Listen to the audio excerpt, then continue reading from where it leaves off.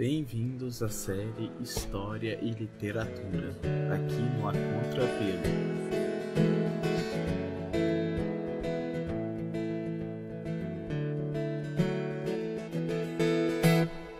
Olá pessoal, estamos começando mais um episódio do podcast A Contrapelo, o seu podcast de ciências humanas. Hoje, no nosso segundo episódio da série sobre História e Literatura, falaremos do texto literário como objeto de estudo, como fonte para a pesquisa histórica. Este tema, que vem sendo cada vez mais discutido, nos meios acadêmicos, historiográficos, tem causado uma certa polêmica em alguns ambientes. Como trazer textos ficcionais para a pesquisa histórica? Alguns alunos, principalmente de graduação de algumas universidades, pelo que tem sido visto, têm buscado trazer esses textos para a sala de aula e encontrado em alguns ambientes certa resistência, ainda nos meios mais tradicionais.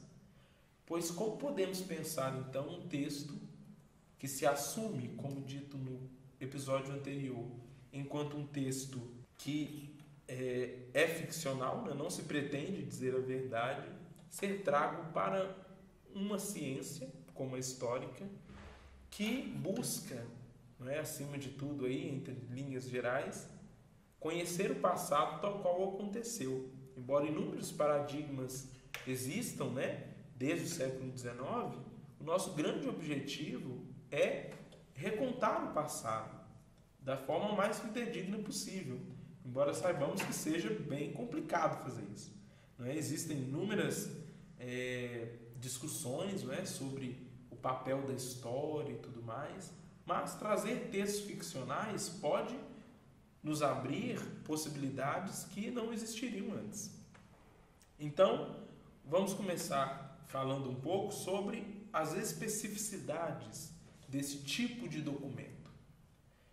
Os documentos oficiais, cartorais e etc., embora busquem ser o mais imparcial possível, são dotados de parcialidade de quem escreve, do órgão que escreve, e tudo mais. O historiador, então, precisa ler com bastante cuidado esse tipo de texto.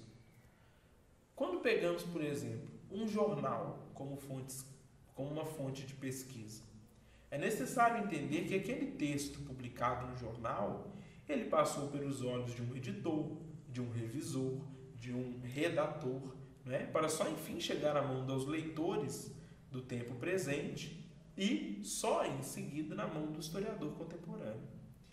Nesse sentido, percebemos que até uma fonte tão banal como o jornal, tão comum, ela é dotada de uma série de elementos imparciais, ou seja, nesse sentido, todo texto ele tem ali uma parcialidade, de quem escreve. O texto ficcional, nesse sentido, ele também vai partir de um olhar de um grupo ou de uma pessoa, de uma classe social sobre o mundo como ele compreende.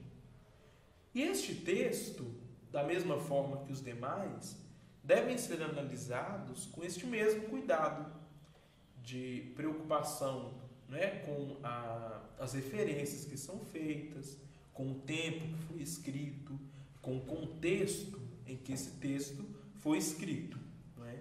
Só que a produção deste texto ficcional, ele sempre vai partir de uma vivência do autor, seja ela de qual maneira for. Então, o autor ele pode ter vivido uma experiência, ouvido falar de uma experiência, lido sobre uma experiência, e recontado esta experiência das mais diversas formas possíveis. Daí podemos perceber como que a literatura ela tem uma possibilidade de criação muito maior né, do que a própria história, nesse sentido, porque ela parte da imaginação do sujeito. Só que essas experiências que ele viveu, segundo a própria psicologia, e aí nós podemos trazer autores como Lacan, por exemplo, que vai dizer da importância do contexto social na formação e na absorção de símbolos pelas próprias pessoas. Nesse sentido, um sujeito em dada sociedade, em dado contexto histórico, absorve uma quantidade de símbolos que o permitirá imaginar, né? Ir além do que se pensou anteriormente, né? Então, por exemplo, é impossível que nós imaginemos algo impossível, porque a partir do momento que nós imaginamos alguma coisa, isso já se tornou possível, mesmo que seja apenas na nossa mente, né, enquanto algo ficcional, mas já existe em um plano. Nesse sentido, então, todo texto ele tem que partir de algum lugar. E o historiador, então, nesse sentido, ele tem que buscar compreender de onde parte, de que lugar parte essas ideias ficcionais, essas percepções que o autor escreveu, né? O texto ficcional, nesse sentido, ele fala através de uma linguagem metafórica, mas ele fala do mundo, das diversas possibilidades, dos diversos contextos históricos. A literatura, nesse sentido, além, então, de um fenômeno estético, além de um formato de escrita diferente de outros textos, né, ela é também um fenômeno cultural, um fenômeno que parte desta cultura. Se pegarmos, por exemplo, um caso clássico, né, a Ilíada e a Odisseia, escritas, né, dado, né, a autoria ao Homero na antiguidade, são textos eminentemente orais, né, que são fáceis de serem decorados, né, para serem recitados, etc. Então, a sociedade que construiu esses poemas, né, a serem narrados, e o autor que os redigiu, isso fala de uma sociedade, fala de uma forma de escrita, de uma forma de pensar, uma forma de ver o mundo. As próprias lendas, nesse sentido, também são construídas em conjunto, né? Mas elas falam de um grupo social. A história e a literatura, nesse sentido, constroem um discurso por caminhos do imaginário, por caminhos da imaginação de grupos sociais. E quem diz isso, né, a grande pesquisadora do tema, Sandra Pesavento, que vai dizer que o imaginário dessas pessoas que constroem esses textos ficcionais possíveis. O que cabe ao historiador, então, nesse contexto? O historiador, ele não precisa ser apenas um decifrador desses imaginários, juntar pistas dentro do texto e tentar identificar o que se pensou, né, as referências que chegou, as influências que se chegaram. Não é apenas este o trabalho do historiador. Nós temos que tentar entender a obra em sua completude, com toda certeza, mas também atrelada a todo um contexto, a todo um cenário em que ela foi escrita. Não só do tempo do autor, mas também da narração. Não é? Um texto ele pode dizer de outro tempo, de outros tempos. Textos, por exemplo, famosos, não é? Como que falam, né, principalmente os de ficção científica, né, que falam de um futuro, eles projetam perspectivas do presente no futuro. Então, o que seria interessante analisar é o que essas sociedades, no tempo da escrita, né, deste texto, pensaram, o que as sociedades articularam, né, para projetar esse tipo de futuro, que pode ser que venha a acontecer ou não, né, muitas vezes. Só que a história, então, a grande diferença que nós podemos estabelecer entre elas de início, é que a história ela tem uma produção que precisa ser embasada em alguma coisa. O que nós convencionalmente chamamos de fontes. Tanto a narrativa histórica quanto a literária, elas partem de um autor do presente, com concepções do seu tempo, né? O que uma professora, né, da PUC Minas aqui, a professora Carla Ferretti, costuma muito dizer que não existe homem fora do seu tempo, todo homem está no seu tempo, né? E isso é importante para a gente entender que ele não pode ir além disso. Ele está pensando nas concepções do seu tempo, né? Pode ser que ele seja alguém, uma vanguarda, né? Mas não uma vanguarda de pensamento, mas isso não destoa de todo o contexto simbólico em que ele está inserido. Só então, retomando, né? A literatura ela pode falar então a partir de uma criação independente do autor. Então eu posso imaginar inúmeras possibilidades de escrevê-las. O discurso histórico, em contrapartida, ele necessariamente precisa ser embasado em um discurso autorizado, né? O que nós vamos chamar aqui de fontes, convencionalmente. E, evidentemente, os critérios metodológicos da história para essa análise. Só que ambos os polos, tanto a história quanto a literatura, elas falam da memória, elas falam de um imaginário, elas falam de um pensamento de grupos sociais. Embora a literatura tente fazer isso de uma forma mais popular, né, muitas vezes, através de cantigas, de mitos, de narrativas das mais diversas, a história também vai se ater a essa questão de uma memória, né, pelas fontes. Só que a forma com que essas memórias coletivas são construídas varia de sociedade para sociedade. E saber compreender essas variações é importante na própria leitura do texto literário enquanto uma fonte de pesquisa histórica. Pensando nesses aspectos, vamos começar então a aprofundar um pouco mais na discussão central, não é, deste episódio, que é o texto literário enquanto fonte de pesquisa histórica. Segundo Afrânio Coutinho, um crítico, né, literário importante brasileiro, ele diz que todo texto literário parte de uma realidade real, como nós estamos, né, debatendo aqui, real no sentido de entendida socialmente como uma verdade, né, em toda discussão filosófica que existe em torno disso. Só que o autor, quando ele vai escrever o seu texto, ele busca elementos da realidade em que ele está circunscrito, né? Não necessariamente fisicamente, né? Pode ser uma realidade que chega até ele e ele adapta esta realidade aos seus textos, o que nós chamamos então de uma busca de um efeito de realidade. O autor ele dá um efeito de realidade no texto ficcional. Este efeito de realidade remete necessariamente ao tempo dessa escrita, né, no tempo dessa narrativa, e, ao mesmo tempo, remete à própria mentalidade de uma época que concebeu X ou Y para ser colocado ali naquele texto.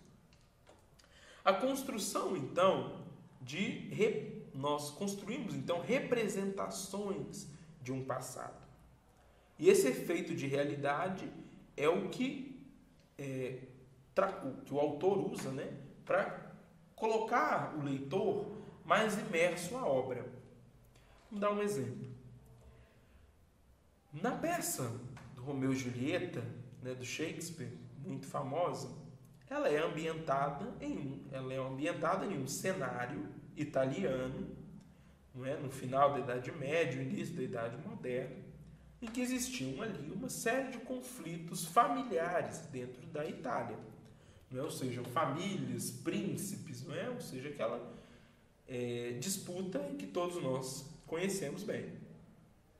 Só que, ao Shakespeare escrever sobre Romeu e Julieta, ambientado neste cenário, ele traz este efeito de realidade, o que faz com que muitas pessoas, até hoje, né, busquem conhecer na Itália os lugares ditos na obra. Embora ela seja ficcional, sabemos que não necessariamente esses lugares existem, mas o imaginário social em volta, né, desta obra cria, não é, lugares aí de visitação. O mesmo exemplo clássico disso também é a própria Transilvânia, do Conde Drácula.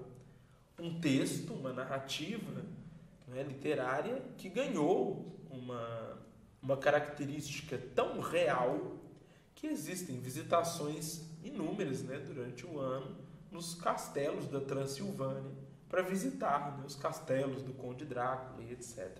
Mesmo sabendo que se tratar de um texto ficcional. Então, esses autores que usam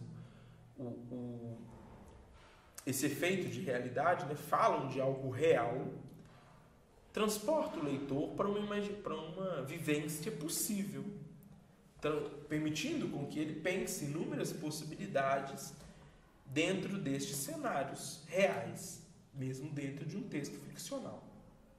E isso, com certeza, muito interessa ao historiador, não é? As leituras sobre essa realidade.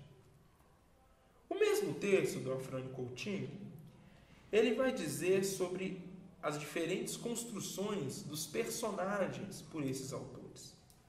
Um personagem, por exemplo, ele pode ser alguém individual, um personagem incomum, acima do normal. Ou seja, um personagem com características muito próximas, muito próprias dele mesmo. Ao mesmo tempo, ele pode ser um personagem, outro personagem, pode ser um tipo de personagem típico, que representa um grupo social. Ou, em outras palavras, não é? Também pode ter um outro tipo de personagem que é uma caricatura, ou seja, que exagera as classes sociais. Se colocarmos num exemplo prático, não é? Se usarmos o texto do Machado de Assis, né, o livro Dom Casmurro, bem famoso, a Capitu, né, que é uma personagem bem emblemática para a época, seria um personagem individual, ou seja, ela não é comum. É uma personagem que brinca, não é, apesar de ser uma mulher, né, jovem, brinca com o personagem masculino, mesmo quando criança, que é o Bentinho, o incita a fazer algumas coisas pouco comuns à época, né, como beijá-la e etc. Então, ela está fora deste eixo comum. Isso faz com que as pessoas da época, né, ao século XIX, na publicação do livro, pensassem nessas possibilidades, né? Agora, ao historiador do tempo presente, que pega esse texto para analisar, podemos pensar que um homem, como Machado de Assis, buscou representar nesse texto. O que ele buscou entender nesse texto? O que ele buscou entender ao escrever este texto? Né? O que ele buscou transmitir a essas pessoas?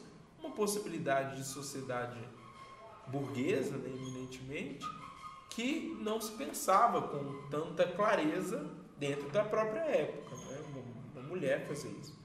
Então, o historiador ele tem que estar muito atento à obra como um todo. Tanto a obra, como o seu contexto, como o seu autor, pois toda obra remete necessariamente a quem a assina. Então, isso faz com que inúmeras possibilidades de leitura sejam possíveis dentro desse texto literário, que mesmo ficcional, sempre irá nos remeter a uma realidade possível. A narrativa literária histórica, então, elas partem, não é, como conversamos no episódio anterior, do mesmo objeto de estudo, que é o homem. O poeta, então, ele criará, não é, uma realidade possível, né, verossímil, buscando aí aproximar a questão da realidade da própria ficção. A literatura, então, nesse sentido, ela vai trabalhar com uma realidade autônoma, né, que pode variar das mais diversas formas. Ao passo que a história, por ser uma representação, teoricamente, do real, também produzida em um tempo específico, como construção da realidade, né, bem específica, falam de diferentes modos deste homem. Só que a própria verdade, ela é construída a partir deste olhar de significação.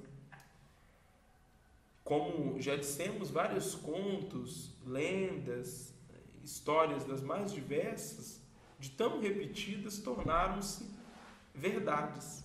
E não importa ao leitor contemporâneo se ela é de fato uma verdade ou não. Exemplo do Conde Drácula, como acabamos de fornecer aqui. Só que esses textos, então, das formas mais diferenciadas possíveis, vão sempre remeter a uma realidade possível de ser apreendida pela história. Então nós temos que buscar alcançar estas referências, essas formas de dizer, essas formas de se pensar a própria realidade em que essas pessoas estavam inseridas. É um trabalho complexo, é um trabalho difícil, né, que merece um cuidado muito maior. Para irmos finalizando, né, o próprio texto do Ginsburg, muito famoso também, o Queijo e os Vermes, que ele vai pegar um texto não tão convencional, né, para analisar a história de um moleiro sendo julgado pela Inquisição e a partir dali tentar entender o que este homem pensava sobre a sua época. Nesse sentido, os textos literários aparecem enquanto importantes meios para se compreender as ideias, o pensamento e a mentalidade de determinada época. Ficamos por aqui neste episódio e nos encontramos mais adiante conversando um pouco mais sobre história e literatura. Obrigado e até a próxima.